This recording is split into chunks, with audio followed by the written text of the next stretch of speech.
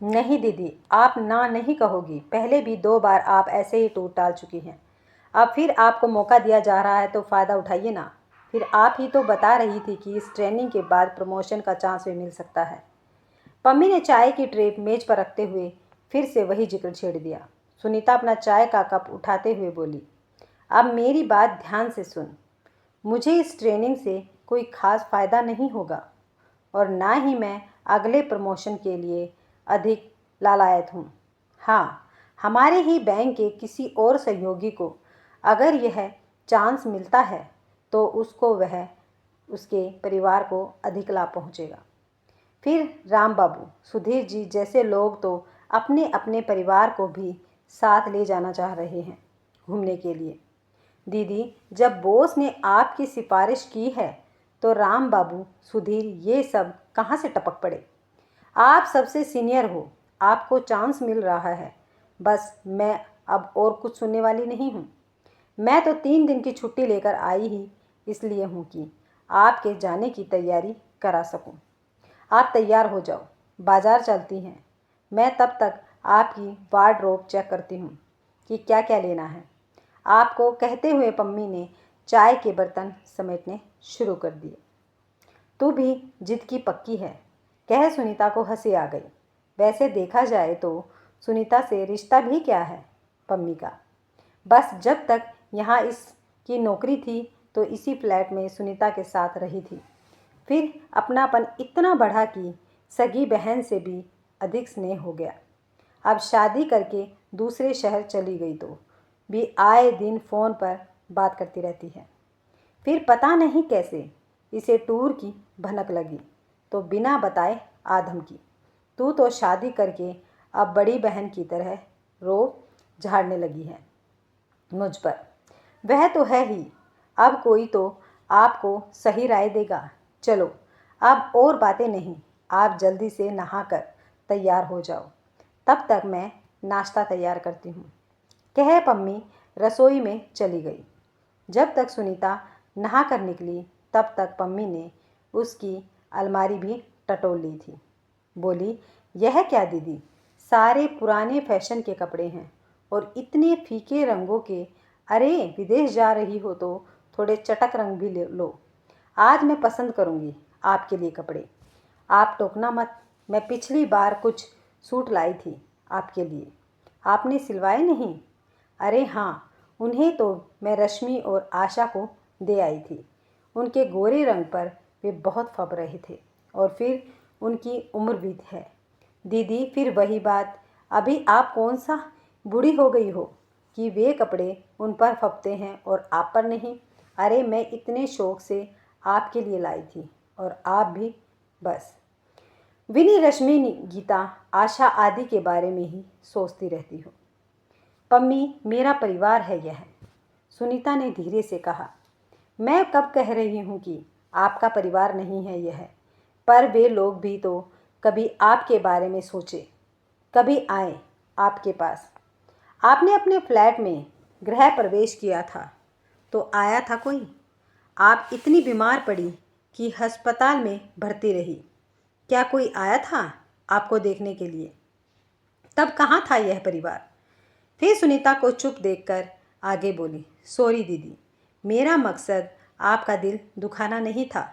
मैं तो बस यही कहना चाह रही थी कि कभी तो आप अपने बारे में सोचें कि आपको क्या अच्छा लगता है, किस बात से खुशी मिलती है। क्या इतना भी हक नहीं बनता आपका। चले अब नाश्ता कर ले, ठंडा हो रहा है। सुनीता सोच रही थी कि बातों का रुख बदलने में कितनी माहिर हो गई है यह लड़की। जब अपने बारे पे सोचने का समय था तब नहीं सोचा तो अब उम्र के इस पड़ाव पर क्या सोचना। फिर नाश्ता करते हुए बोली, तो इस बार तू मुझे लंदन भेजकर ही मानेगी। हाँ दीदी, मैं आई ही इसलिए हूँ कि आप कहीं पहले की तरह इस बार भी अपना ट्रिप कैंसिल न कर दे। नाश्ता करने के बाद दोनों ऑटो रिक्शा से बाज़ार चल दी। बाज़ार पहुँच तब पम्मी ने ऑटो रूपाली ब्यूटी पार्लर के सामने रुकवाया तो सुनीता चौंक उठी। बोली, अरे यहाँ क्या करना है। दीदी आप जल्दी अंदर चलिए, मैं रूपाली से आपका अपॉइंटमेंट ले चुकी हूँ। पम्मी सुनीता की बात को अनसुना कर ऑटो वाले को रुपए देती हुई बोल पड़ी। पम्मी ने सुनीता के केस सेट करवाए, कलरिंग भी कराई, फेशियल के लिए भी जिद करके बैठा ही दिया और फिर बोली, दीदी आपको यहाँ थोड़ी देर लगेगी, तब तक मैं बाज़ार से कुछ सामान खरीद कर लाती हूँ। बाज़ार पहुँचकर पम्मी ने कुछ कॉस्मेटिक्स और महंगे सूट खरीदे। जब ब्यूटी पार्लर लौटी तो सुनीता का एकदम बदला हुआ रूप पाया। बोली, वाह दीदी, आपकी तो उम्र ही 10 साल कम कर दी रूपाली ने। चलिए अब आपको टेलर के यहाँ नाप देना है। कपड़े मैं ले चुकी हूँ, मुझे पता था आपके सामने लेती तो आप खरीदने नहीं देती। पम्मी आखिर तू चाहती क्या है? देखो दीदी, अच्छी तरह से तैयार होने पर स्वयं को भी अच्छा लगता है और दूसरों को भी, और फिर इसमें बुराई ही क्या है? अब मैं जैसे डिज़ाइन पसंद करूं, आप मना मत करना। और पम्मी ने टेलर को सूटों के डिज़ाइन बता दिए। वे खाना बाहर ही खाकर घर लौटी तो सुनीता को थकान महसूस होने लगी थी, पर पम्मी सूटकेस खोलकर उसका सामान जमाती रही।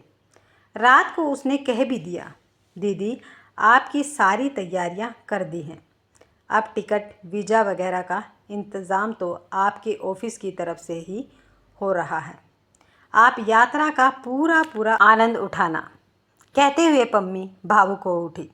अच्छा, अब तू इत्मीनान रख, मैं यात्रा का पूर्ण आनंद लूँगी और कुछ नहीं सोचूंगी। कहते कहते सुनीता का भी गला भर आया था कि कोई तो है उसकी ज़िंदगी में जो उसके बारे में इतना सोचता है। पम्मी के जाने के बाद 3-4 दिन सफ़र की तैयारी की अफरा तफरी में बीत गए। जब सारी औपचारिकताएं पूरी करके दिल्ली से हवाई जहाज़ में बैठी तो इत्मीनान की सांस ली उसने। ऐसे टूर के मौके तो पहले भी कई बार आए थे उसकी ज़िंदगी में, पर वही टालती रही थी। क्या करती, मन ही नहीं करता था इतने लंबे और अकेले सफ़र पर जाने का। छुट्टी मिलती तो बस भाई बहनों के पास आना जाना हो जाता, वही काफ़ी था। इस बार पम्मी ने तो उसे मना ही किया था कि जब दीदी और भैया लोग पसंद ही नहीं करते कि आप कहीं जाओ तो आप उन्हें बताना भी नहीं। सुनीता तब फीकी हंसी हंसकर रह गई। पम्मी उसके परिवार के लोगों की मानसिकता से परिचित हो गई थी, इसलिए सब कुछ कह देती थी। कई बार तो यह भी कह चुकी थी कि अच्छा हुआ आपने यह फ्लैट खरीद लिया, रिटायरमेंट के बाद कोई ठिकाना तो होगा रहने के लिए। भाई बहनों से अपेक्षा रखो तो बुढ़ापे में ठोकरें ही खानी पड़ती हैं। आपको तो पेंशन भी अच्छी खासी मिलेगी, आराम से रहना, यह नहीं कि सब लुटाती रहो। पम्मी की बातें कभी कभी सुनीता को चुप तो जाती थी, पर वह ठीक ही बोलती थी, क्योंकि ऐसे कई उदाहरण सुनीता देख भी चुकी थी। कब तक आंखें मूंदे रहें सबसे। प्लेन में बैठे बैठे सुनीता का मन अतीत में इतना डूबने लगा था, पूरे 44 वर्ष की हो गई वह। क्या खोया क्या पाया। कभी कभी विश्लेषण करती है तो लगता है कि खोया ही खोया है उसने।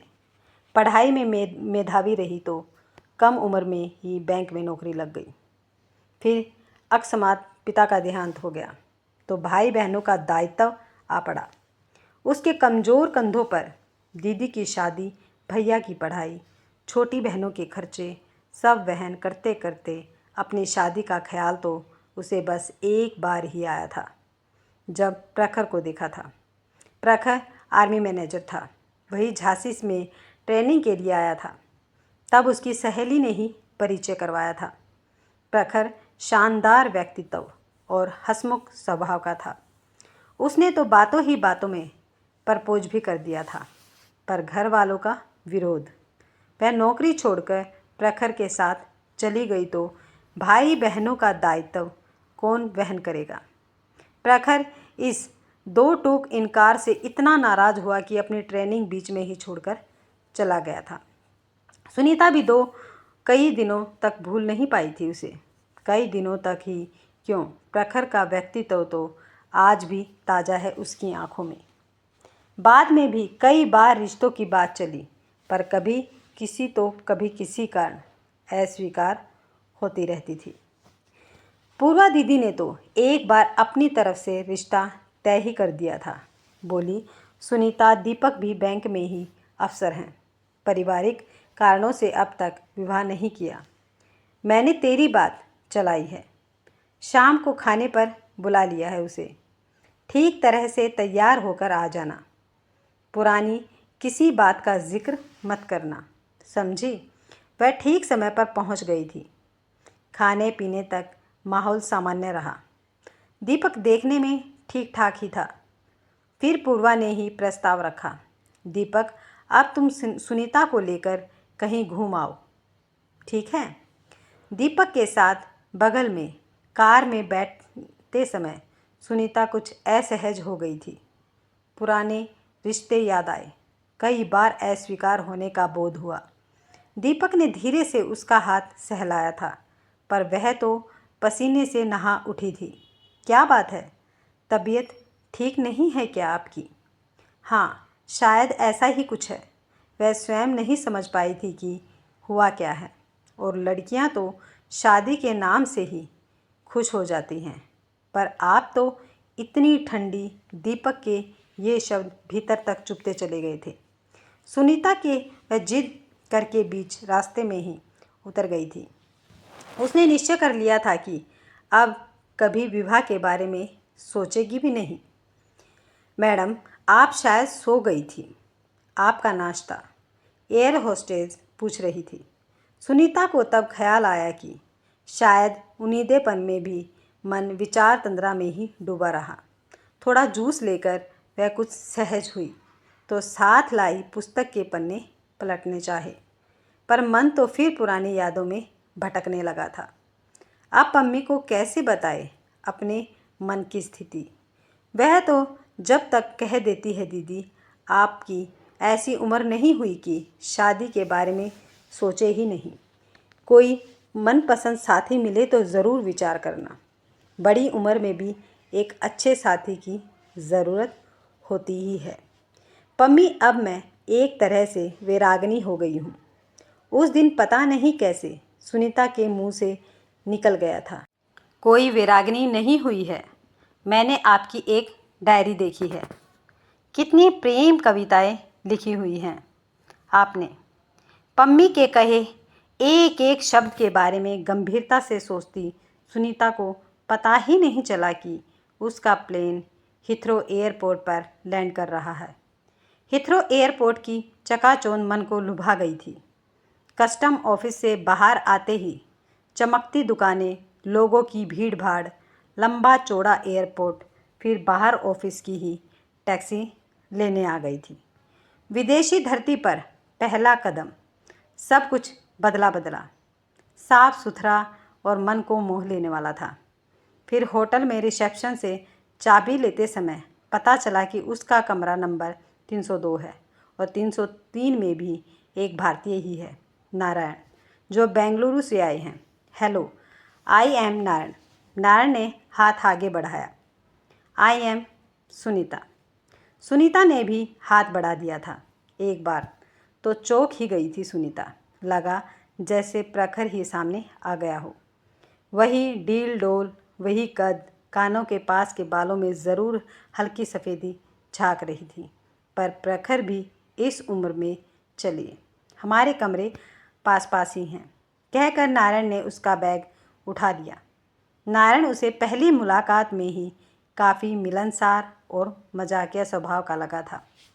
बातों से लगा ही नहीं कि अब वे विदेशी भूमि पर हैं।